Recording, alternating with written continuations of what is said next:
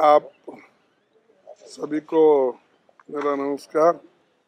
आपको इसलिए हमने तकलीफ दिया जो महाराष्ट्र में गड़बड़ हो रहा है और वहाँ की सरकार गिराने के लिए बीजेपी की सरकार बहुत कोशिश कर रही है और वहाँ के शिवसेना के एमएलएस को उन्होंने तो पहले सूरत को ले जाया। सूरत में किसकी गवर्नमेंट है आपको मालूम है। फिर उसके बाद वहाँ से हटाए गुवाहाटी को लेके गए। तो इससे ही आप समझिए कि ये बीजेपी सरकार का बीजेपी का खेल है। वो तोड़ मोड़ के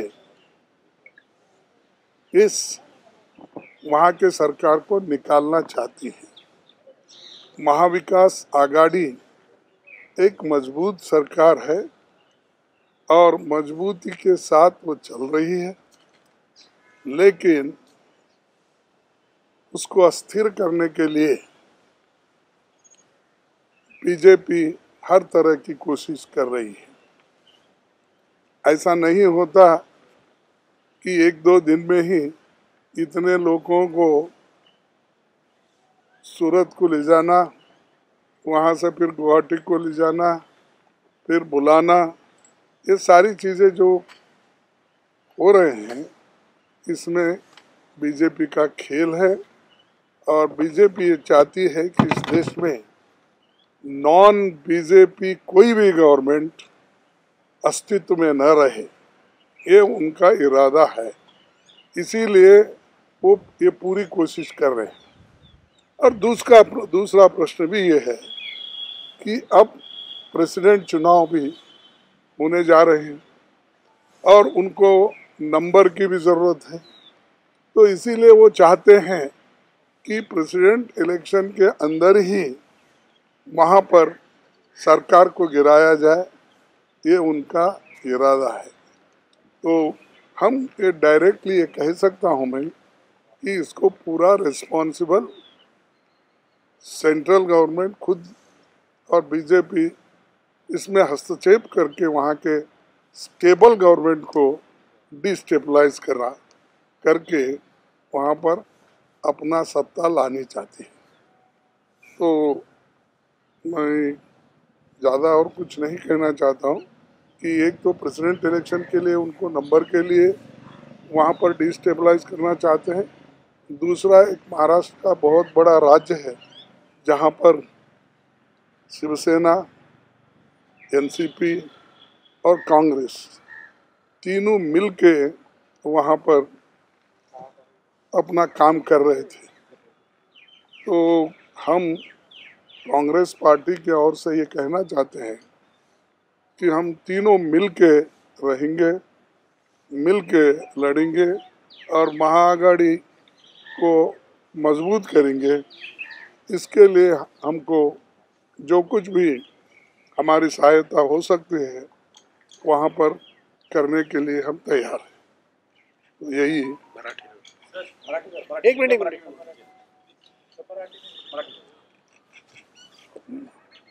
नाही, आता महाराष्ट्रात जे घडामोडी चाललेल्या आहेत बीजेपीचा हात आहे। कारण बीजेपी जर तिथल्या स्थिर सरकारला अस्थिर करण्याची प्रयत्न अगर करत नसती होती तर आज तिथले आमदार सूरतला गेले नसते किंवा सूरत पासून गुवाहाटीला गेले नसते। त्याला कोण जिम्मेदार आहे तर बीजेपीचे सेंट्रल गवर्नमेंट। आणि इथले तुम्हाला माहित आहे त्यांनी अनेक सरकारे पाडली। तुम्हाला माहित आहे उत्तराखंडची सरकार कशी गेली, कर्नाटकची सरकार कशी गेली, मध्य प्रदेशची सरकार कशी गेली, गोवाची सरकार कशी गेली, मणिपूरची सरकार कशी गेली आणि आमचे अनेक इलेक्टेड गव्हर्नमेंट ज्या ठिकाणी मेजॉरिटी होती त्या ठिकाणी सर्व लोक मिळून त्याला पाडण्याचा प्रयत्न त्यांनी केला आणि हेच खेळ इथं महाराष्ट्रात सुद्धा चाललेला आहे. म्हणून मला हे म्हणायचं आहे की याला साऱ्या ह्या घडामोडीला कुणीतरी जबाबदार आहे तर ते भारतीय जनता पार्टीचे लोक, त्यांची सरकार हे जिम्मेदार आहे.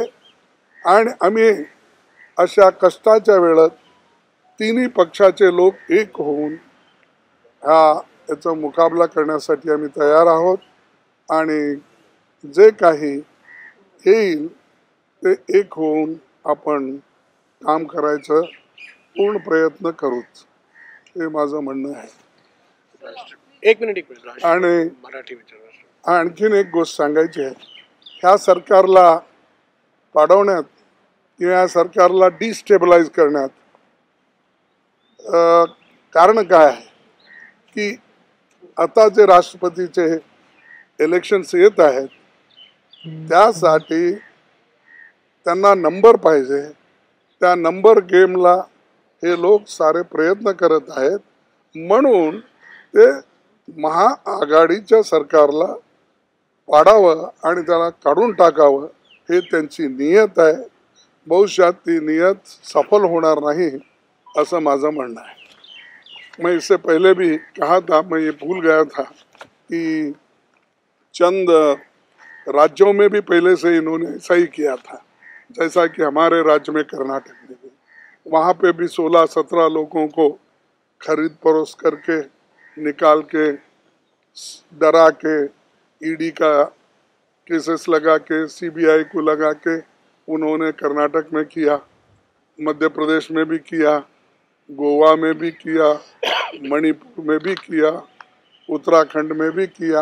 हर राज्य में जहाँ पर कांग्रेस की सरकार थी या जो कांग्रेस की मेजॉरिटी थी उसको निकाल कर उसको माइनॉरिटी में लाके अपनी गवर्नमेंट लाने की पूरी कोशिश की, ये आप सबको मालूम है. तो अभी वही महाराष्ट्र में भी वो अपना पवित्रा चला रहे हैं और ये चुनाव तो हो रहा है प्रेसिडेंट का, तो इसीलिए ये भी एक उनको होना है, नंबर्स होना है, इसीलिए ये कोशिश पूरा वो कर रहे हैं. तीनों साथ हैं, आप तीनों साथ रहेंगे, क्या आपको भरोसा है कि महाराष्ट्र में महाआघाड़ी की सरकार जो है वो बची रहेगी और बनी रहेगी? देखिए, हम शिवसेना खुद ही एक, क्योंकि शिवसेना का अंदर का मामला है, एक ही इधर कांग्रेस हो एनसीपी हो, वो अपने अपने जगह पे है और मजबूती के साथ वो महाआघाड़ी को सपोर्ट कर रहे हैं. और जहाँ तक मुझे जो मालूमात मिले हैं, मैं अभी भी उनके साथ बातचीत भी किया, तो महाआघाड़ी की सरकार ये टिकेगी और वो लोग फिर से आएंगे, आकर वो अपनी बात को उद्धव ठाकरे जी के सामने रखेंगे और शायद ये जल्द से जल्द होगा, क्या ऐसी मेरी आशा है.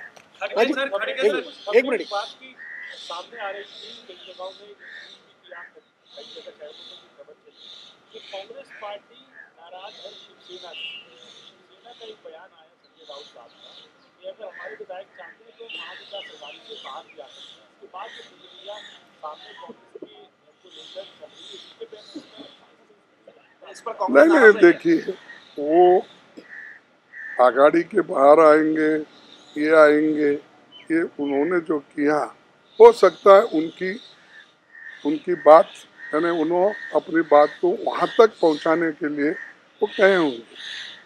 लेकिन एक बात आप याद रखिए, महाविकास आघाड़ी महाराष्ट्र के डेवलपमेंट के लिए बनी हुई है और वो डेवलपमेंट का काम तीनों पार्टियां मिलकर कर रहे हैं और उनको उद्देश्य ये है कि उनको बुला के, अगर वो मुंबई आएंगे, चीफ मिनिस्टर से मिलेंगे, तो नेचुरली उनकी जो समस्याएं हैं वो हल हो जाएंगे। जो बात वो बाहर से आ रही है या बाहर से कह रहे हैं या मीडिया से बोल रहे हैं, वो डायरेक्टली जाके वहाँ कह सकते हैं। तो उसीलिए उन्होंने कहा कि वो आकर अपनी बात को रखेंगे।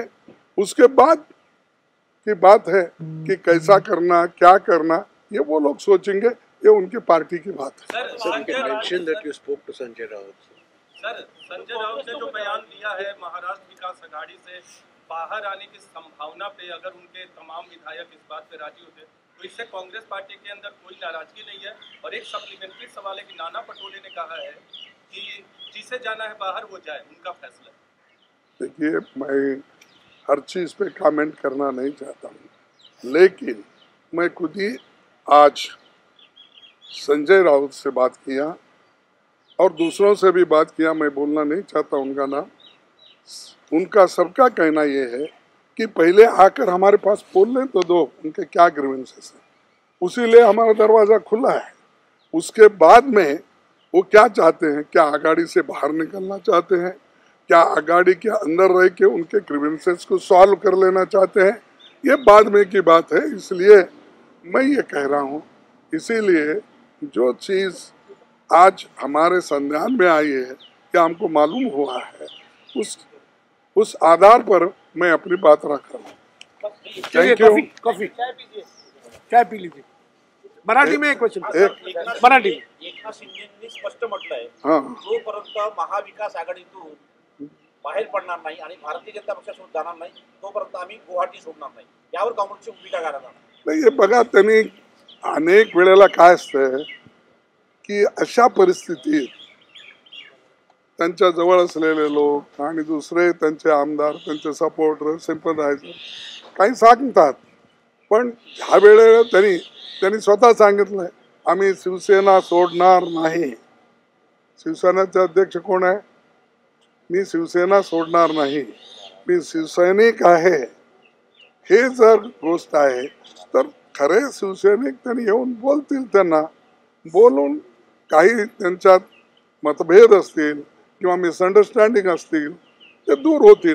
No, I have told you that my party is going to stand with Mahavikas Aghadi and we want to work together, and even NCP, then our Shiv Sena and Congress, we formed this Mahavikas Aghadi for the development of Maharashtra, and the present government is doing developmental work, and at the same time the BJP is trying to destabilize the Maharashtra government because they want numbers for presidential election, and at the same time they have, it is not a new thing, they did in past also, and that entire list is with you, right from Karnataka, Madhya Pradesh, Goa, Manipur, Uttarakhand, and all states they played havoc and they destabilized. Similarly they want to do in Maharashtra.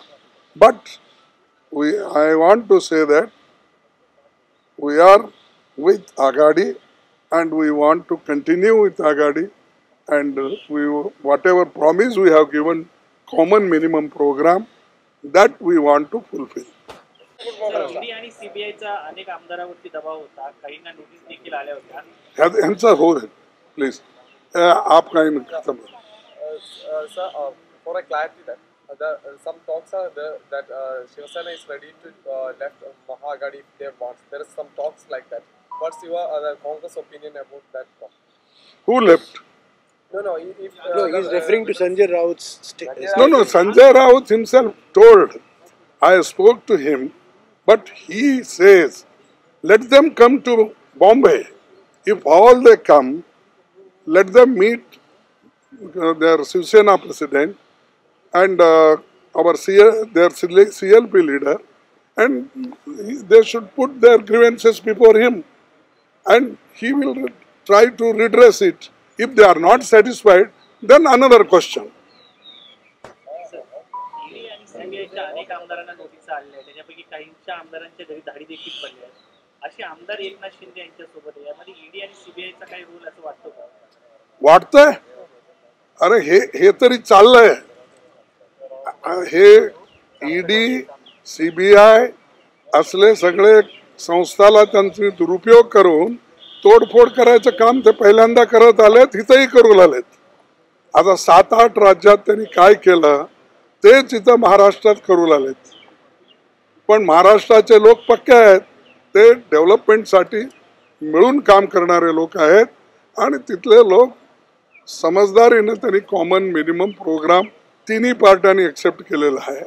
तर NCPने, काँग्रेसने आणि शिवसेनाने, आणि त्या minimum प्रोग्रामसाठी, developmental प्रोग्रामसाठी ते एक आहेत आणि आम्ही सुद्धा एक आहोत. त्यांना सपोर्ट करण्यासाठी आम्ही तयार आहोत.